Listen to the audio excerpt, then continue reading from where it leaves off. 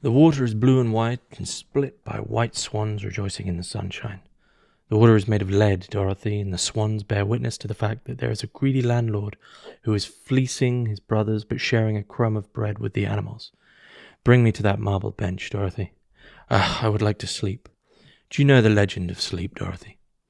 Oh, there are some beautiful ones. There are children that fortune wakes by the edge of a well. There is the legend of the souls that travel about while the body sleeps. They see God and the apostles. They hear all the different music of the world. And there is a story of the enchanted bumblebee. He is big, stout, golden, velvety. He is like a little round bottle, but that does not stop him from being agile.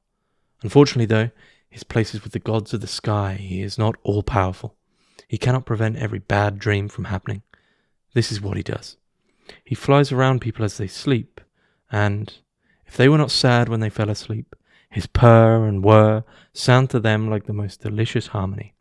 And upon his wings souls depart swiftly towards wherever their pleasures summon them. But if a man is very sad as he falls asleep, for the souls that smoke with resentment like a field whose crops are rotated too often, then the bumblebee increases the vigour of his purring and of his whirring, and he wakes them so that they do not dream of a life even sadder than the one they already know. An excerpt there from Gustave Kahn's 1898 novel, The Solar Circus. And this edition was kindly sent to me by the publisher First to Knock, and this is the first ever English translation of The Solar Circus from the original title Le Cirque Solaire, as the translation was undertaken by Sam Kunkel, a previous guest on the podcast. So a big thank you to First to Knock for sending me this book, for sending me what is one of the most detailed, peculiar, vigorous, vital and energetic novels I've ever read, but at the same time somehow managing to condense, almost like some sort of symbolic hydraulic press, an immense amount of depth and detail into what amounts to about 160 pages. So the book is a lot longer than 160 pages because we have the introduction, then we have another essay the introduction by Sam Kunkel, then the book, the Solar Circus, then another essay by Sam Kunkel, and then a final essay by Michael P. Daly, who is the founder and editor of First to Knock, the publishers. And so it's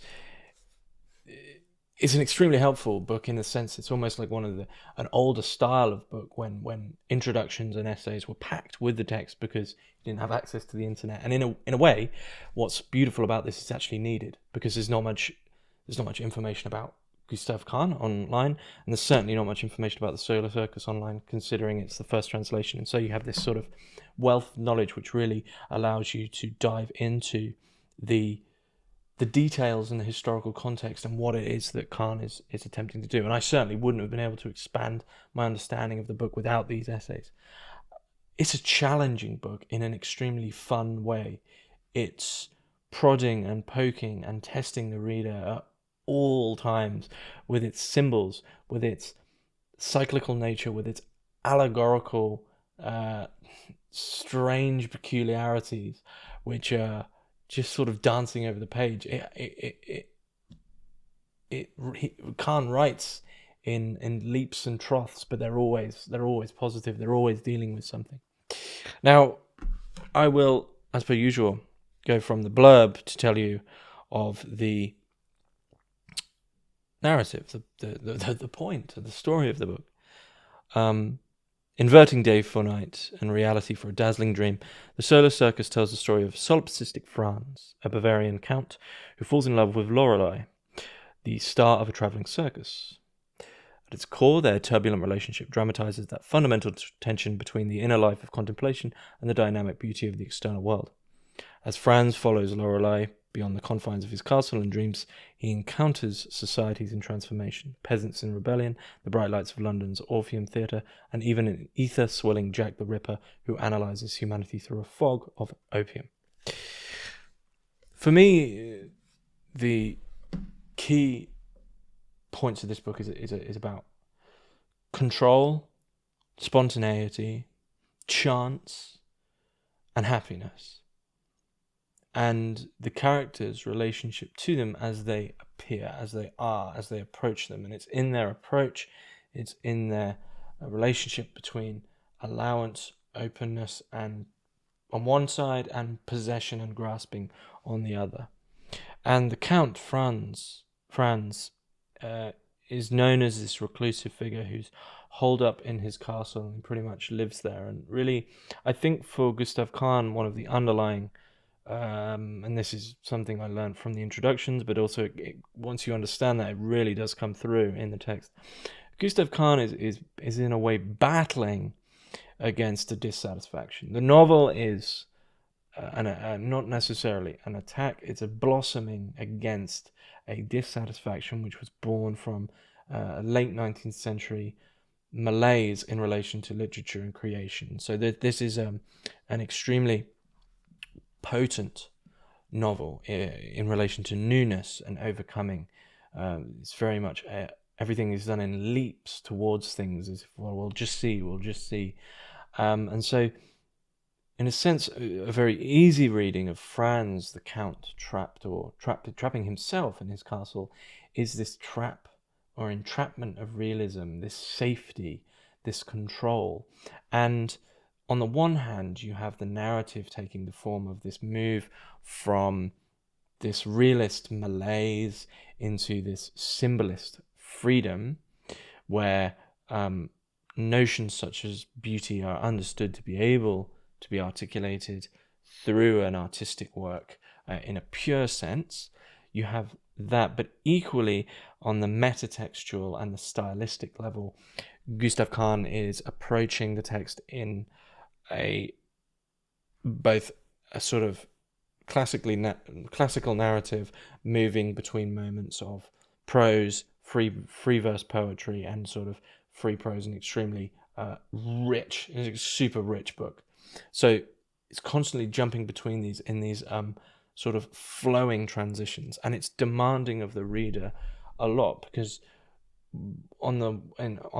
in one sense, it's demanding a lot of the reader in the terms of just reading a story which is heavily reliant on symbols in a certain way, and of a metaphorical understanding of what's really happening behind the scenes.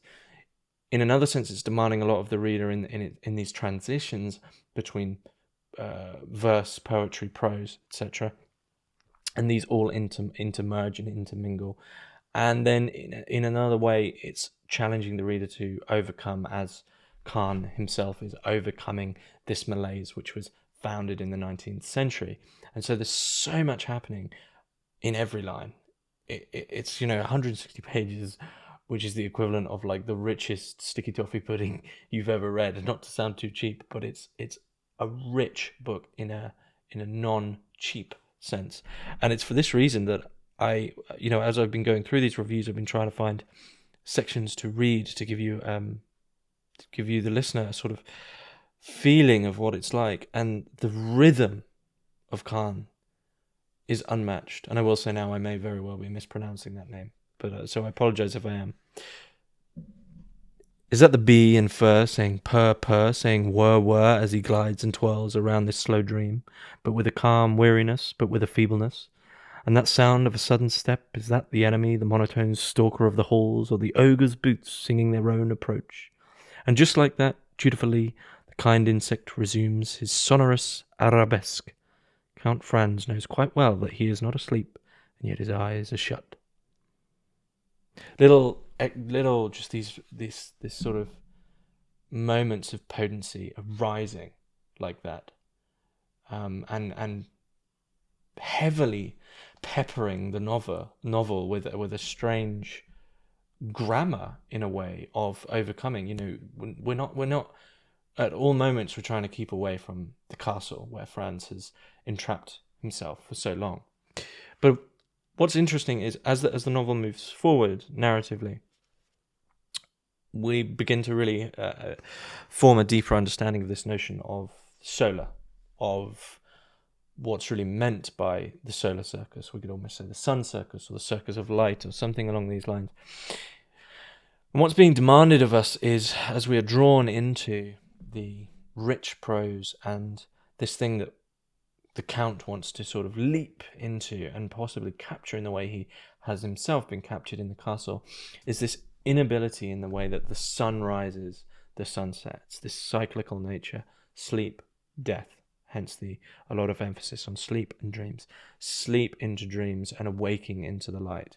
This cyclical nature of the novel, which moves in dips and troughs into between poetry and prose, from narrative to free verse, is this constant possible yearning from the Count in a possibility of possession, and in a certain sense he has a possessive relationship with Lorelei, constantly asking her, you need, just one day, just come with me for a day, or come away for a while, like trying to draw her away from something which she herself seems to be in a more spontaneous relationship with.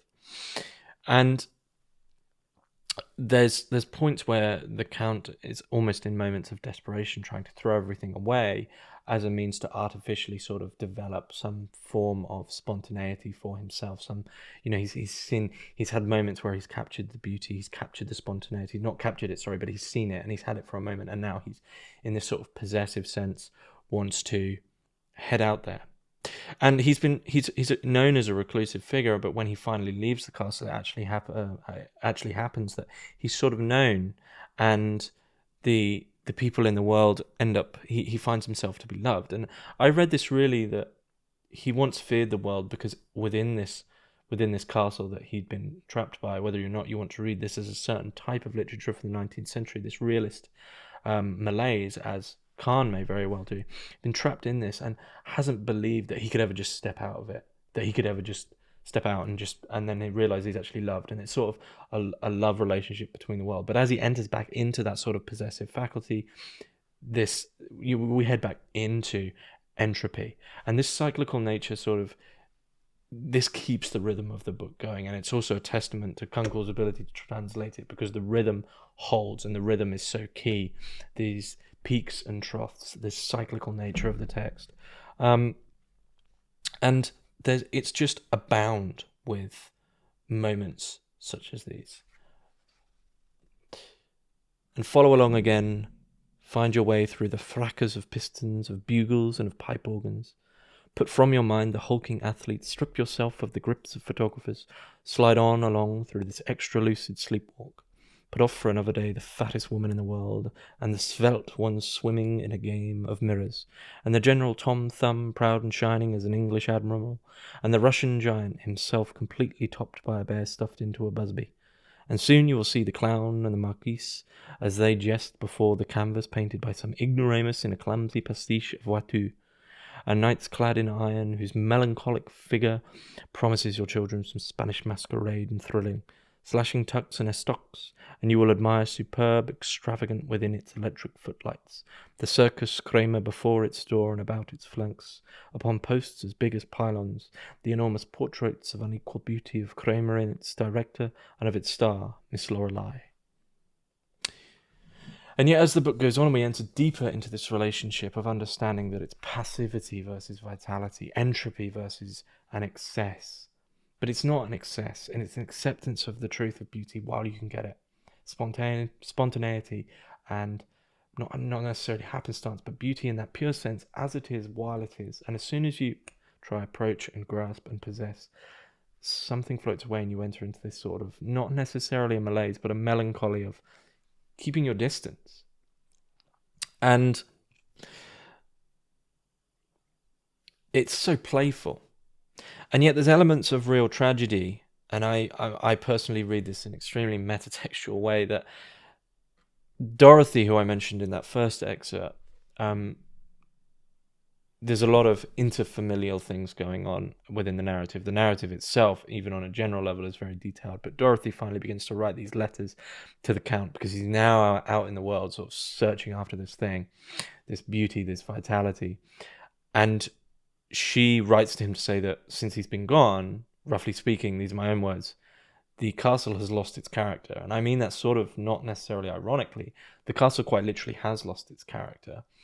And there's a certain sense at all times that Franz is maybe out of his element, quite literally, like as if Kahn has, picked a character from somewhere else and said, I'm going to force you into this to overcome this malaise.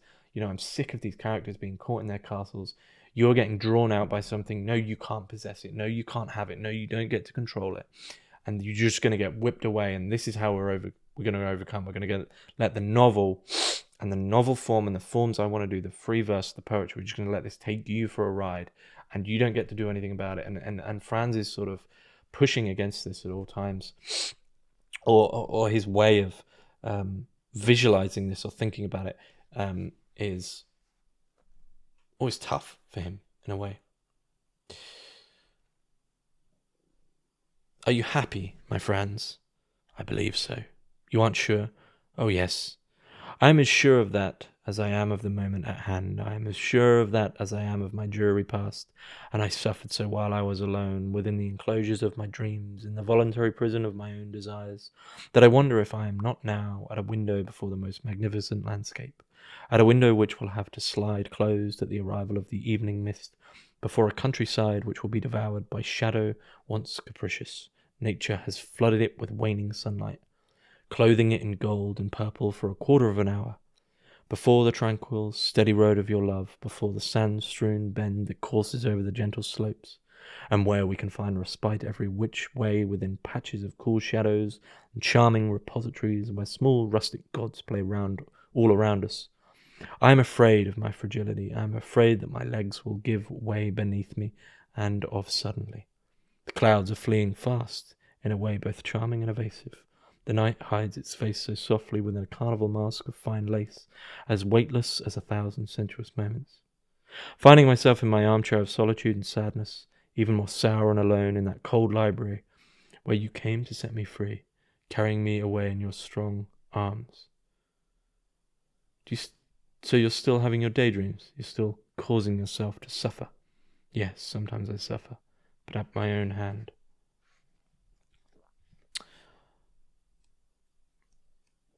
It's a beautiful book filled with highly detailed characters who are very, very human, but they're humans who each of them has a relationship with this world that Kahn has sort of set forth.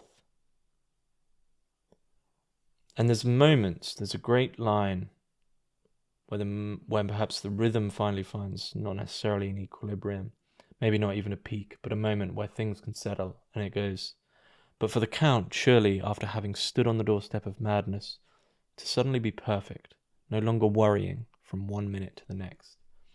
And the dissatisfaction that Kahn is trying to dispel, overcome, to turn into something new, to develop, is this matter of not worrying.